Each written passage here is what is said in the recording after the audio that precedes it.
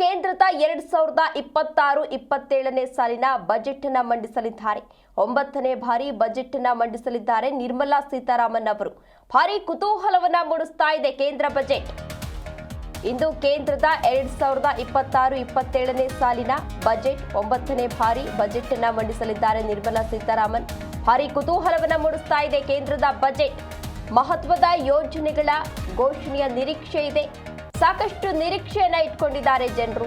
ಬಡ ಮಧ್ಯಮ ವರ್ಗಕ್ಕೆ ಕಾದಿದ್ಯಾ ಬಂಪರ್ ಎನ್ನುವ ಪ್ರಶ್ನೆ ಎದುರಾಗ್ತಾ ಇದೆ. ಉದ್ಯೋಗ ಸೃಷ್ಟಿಗೆ ಒತ್ತು ನೀಡುತ್ತಾ ಕೇಂದ್ರ ಸರ್ಕಾರ ಭಾರಿ ಕುತೂಹಲವನ್ನು ಮೂಡಿಸ್ತಾ ಇರುವಂಥದ್ದು. ದೇಶದ ಆರ್ಥಿಕ ಭವಿಷ್ಯವನ್ನು ನಿರ್ಧರಿಸುವಂತಹ ಕೇಂದ್ರ ಬಜೆಟ್ ಮಂಡನೆಗೆ ಈಗಾಗಲೇ ಕ್ಷಣಗಣನೆ ಆರಂಭ ಆಗಿದೆ. ಇವತ್ತು ವಿತ್ತ ಸಚಿವೆ ನಿರ್ಮಲಾ ಸೀತಾರಾಮನ್ ಅವರು ಸತತ 9ನೇ ಬಾರಿಗೆ ಬಜೆಟ್ ಅನ್ನ ಮಂಡಿಸಲಿದ್ದಾರೆ. ಈ ವರ್ಷ ಪಂಚ ರಾಜ್ಯಗಳ ಚುನಾವಣೆ ಇರೋದ್ರಿಂದ ಸಹಜವಾಗಿಯೇ ಜನಪ್ರಿಯ ಘೋಷಣೆಗಳ ನಿರೀಕ್ಷೆ ಇದೆ. ಏನೆಲ್ಲ ಘೋಷಣೆಯನ್ನ ಮಾಡಲಿದ್ದಾರೆ ಅಂತ ಹೇಳಿ ಸಾಕಷ್ಟು ನಿರೀಕ್ಷೆಯನ್ನ ಇಟ್ಕೊಂಡಿದ್ದಾರೆ. ಸಾಕಷ್ಟು ಕುತೂಹಲವನ್ನ ಮೂಡಿಸ್ತಾ ಇರುವಂತದ್ದು. ಇನ್ನು ಕರ್ನಾಟಕಕ್ಕೆ ಈ ಬಾರಿ ಕೇಂದ್ರದ ಬಜೆಟ್ನಲ್ಲಿ ಎಷ್ಟು ಪಾಲು ಸಿಗಲಿದೆ ಎಂಬುದು ಇಡೀ ರಾಜ್ಯದ ಕುತೂಹಲಕ್ಕೆ ಕಾರಣವಾಗಿದೆ.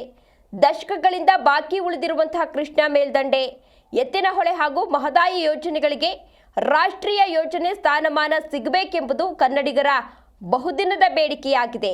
ಒಂದು ವೇಳೆ ಈ ಮಾನ್ಯತೆ ಏನಾದರೂ ದೊರೆತರೆ ಯೋಜನಾ ವೆಚ್ಚದ 90% ಅನುದಾನ ಕೇಂದ್ರದಿಂದಲೇ ಲಭ್ಯವಾಗಲಿದೆ. ಇನ್ನು 2023ರ ಬಜೆಟ್ನಲ್ಲಿ ಭದ್ರಾ ಮೇಲ್ದಂಡೆ ಯೋಜನೆಗೆ ಘೋಷಿಸಲಾಗಿದ್ದಂತಹ 5,300 ಕೋಟಿ ರೂಪಾಯಿ ಅನುದಾನ ಈವರೆಗೂ ಹಂತ ಹಂತವಾಗಿ ಬಿಡುಗಡೆಯಾಗಿಲ್ಲ. ಈ ಬಾರಿ ಆ ಹಣ ಕೈ ಸೇರುವ ಭರವಸೆಯಲ್ಲಿದ್ದಾರೆ ರೈತರು.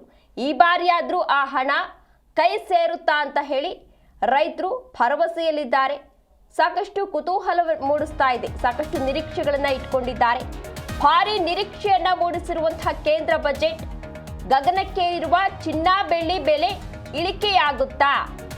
ಆರ್ಥಿಕ ಬೆಳವಣಿಗೆ ಉತ್ತೇಜನಕ್ಕೆ ಟಾನಿಕ್ ಸಿಗುತ್ತಾ ಎನ್ನುವ ಪ್ರಶ್ನೆ ಎದುರಾಗ್ತಾ ಇದೆ. ತೆರಿಗೆದಾರರಿಗೆ ಗುಡ್ ನ್ಯೂಸ್ ಅನ್ನ ಕೊಡುತ್ತಾ ಕೇಂದ್ರ? ರೈತರಿಗಾಗಿ ಪ್ರಮುಖ ಯೋಜನೆಯ ಘೋಷಣೆ ಏನಾದರೂ ಮಾಡಲಿದ್ದಾರಾ? ರೈತರಿಗೆ ಇದರಿಂದ ಉಪಯೋಗ ಆಗುತ್ತಾ?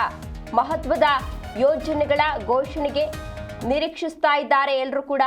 ಸಾಮಾನ್ಯ ಜನರು ಕೂಡ ಸಾಕಷ್ಟು ನಿರೀಕ್ಷೆಯನ್ನ ಹೊಂದಿದ್ದಾರೆ ಈ ಬಾರಿಯ ಬಜೆಟ್ಗಾಗಿ. ಬೆಂಗಳೂರಿನ ಟ್ರಾಫಿಕ್ ಸಮಸ್ಯೆ ನಿವಾರಣೆಗೆ ಸಂಜೀವಿನಿಯಾಗಿರುವಂತಹ ನಮ್ಮ ಮೆಟ್ರೋ 3ನೇ ಹಂತದ ವಿಸ್ತರಣೆಗೆ ಕೇಂದ್ರದ ಗ್ರೀನ್ ಸಿಗ್ನಲ್ ಮತ್ತು ಹೆಚ್ಚಿನ ಅನುದಾನದ ಅವಶ್ಯಕತೆ ಇದೆ. ಅದು ಕೂಡ ಇಲ್ಲಿ ಘೋಷಣೆಯನ್ನ ಮಾಡ್ತಾರಾ, ಆ ವಿಚಾರವನ್ನ ಪ್ರಸ್ತಾಪ ಮಾಡ್ತಾರಾ ಅಂತ ಹೇಳಿ ಸಾಕಷ್ಟು ಕುತೂಹಲವನ್ನ ಮೂಡಿಸ್ತಾ ಇದೆ. ಇದರೊಂದಿಗೆ ಬೆಂಗಳೂರು ಸಬ್ ಅರ್ಬನ್ ರೈಲು ಯೋಜನೆಗೆ ವೇಗ ನೀಡುವಂತಹ ನಿರೀಕ್ಷೆ ಕೂಡ ಇದೆ. ಇನ್ನು ಉತ್ತರ ಕರ್ನಾಟಕದ ಜನರ ದಶಕಗಳ ಬೇಡಿಕೆಯಾಗಿರುವಂತಹ ಕಲಬುರಗಿ ರೈಲ್ವೆ ವಿಭಾಗ ಸ್ಥಾಪನೆ ಮತ್ತು ಧಾರವಾಡ ಕಿತ್ತೂರು ಬೆಳಗಾವಿ ಹೊಸ ರೈಲು ಮಾರ್ಗಕ್ಕೆ ಈ ಬಾರಿ ಬಜೆಟ್ನಲ್ಲಿ ಸ್ಪಷ್ಟನೆ ಸಿಗಲಿದೆಯಾ ಎಂಬುದನ್ನ ಕಾದು ನೋಡಬೇಕಾಗಿದೆ. ಅದರ ಜೊತೆಗೆ ಚೆನ್ನೈ ಬೆಂಗಳೂರು ಮೈಸೂರು ಹೈಸ್ಪೀಡ್ ರೈಲ್ವೆ ಯೋಜನೆಗೂ ಕೂಡ ಚಾಲನೆ ಸಿಗುವಂತಹ ಸಾಧ್ಯತೆ ದಟ್ಟವಾಗಿದೆ. ಸಾಕಷ್ಟು ಕುತೂಹಲವನ್ನ ಮೂಡಿಸ್ತಾ ಇದೆ. ನಿರ್ಮಲಾ ಸೀತಾರಾಮನ್ ಅವರು ಸತತ 9ನೇ ಬಾರಿ ಬಜೆಟ್ ಅನ್ನ ಮಂಡಿಸ್ತಾ ಇದ್ದಾರೆ. ನಮ್ಮ ರಾಜ್ಯಕ್ಕೆ ಏನೆಲ್ಲ ಅನುದಾನವನ್ನ ಕೊಡಬಹುದು, ಏನೆಲ್ಲ ಕೊಡುಗೆಗಳನ್ನ ಕೊಡಬಹುದು ಅಂತ ಹೇಳಿ ಎಲ್ಲರೂ ಕೂಡ ಸಾಕಷ್ಟು ಕುತೂಹಲದಿಂದ ಕಾಯ್ತಾ ಇದ್ದಾರೆ. ಶಿಕ್ಷಣ ಮತ್ತು ಆರೋಗ್ಯ ಕ್ಷೇತ್ರದಲ್ಲಿ ಕರ್ನಾಟಕ ಅಭಿವೃದ್ಧಿಗೊಳ್ಳಬೇಕು ಎಂಬ ದೃಷ್ಟಿಯಿಂದ ಹಾಸನಕ್ಕೆ IIT ಮತ್ತು ರಾಯಚೂರಿಗೆ ಏಮ್ಸ್ ಮಂಜೂರಾತಿಗಾಗಿ ರಾಜ್ಯ ಸರ್ಕಾರ ಈಗಾಗಲೇ ಒತ್ತಡವನ್ನು ಹೇರ್ತಾ ಇದೆ ಕೇಂದ್ರದ ಮೇಲೆ. ಅಷ್ಟೇ ಅಲ್ಲದೆ ಸೊರಗ್ತಾ ಇರುವಂತಹ ಭದ್ರಾವತಿಯ ವಿಶ್ವೇಶ್ವರಯ್ಯ ಉಕ್ಕು ಕಾರ್ಖಾನೆಗೂ ಕಾಯಕಲ್ಪ ನೀಡುವಂತಹ ನಿರೀಕ್ಷೆ ಕೂಡ ಇದೆ. ಇನ್ನು ಪಶ್ಚಿಮ ಕರಾವಳಿಯ ಬಂದರುಗಳ ಅಭಿವೃದ್ಧಿಗೆ ಸಾಗರಮಾಲಾ ಯೋಜನೆಯಡಿ ವಿಶೇಷ ಪ್ಯಾಕೇಜ್ ಘೋಷಣೆಯಾಗುವಂತಹ ಸಾಧ್ಯತೆ ಇದೆ.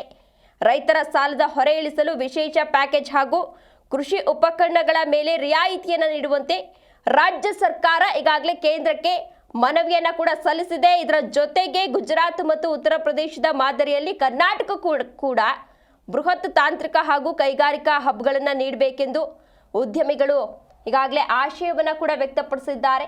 ಒಟ್ನಲ್ಲಿ ಇವತ್ತಿನ ಬಜೆಟ್ ಏನಾಗುತ್ತೆ, ಕೇಂದ್ರದಿಂದ ರಾಜ್ಯಕ್ಕೆ ಏನೆಲ್ಲ ಅನುದಾನವನ್ನು ನೀಡಬಹುದು, ಏನೆಲ್ಲ ಕೊಡುಗೆಯನ್ನು ನೀಡಬಹುದು ಅಂತ ಹೇಳಿ ಸಾಕಷ್ಟು ಕುತೂಹಲದಿಂದ ಎಲ್ಲರೂ ಕೂಡ ಕಾಯ್ತಾ ಇದ್ದಾರೆ.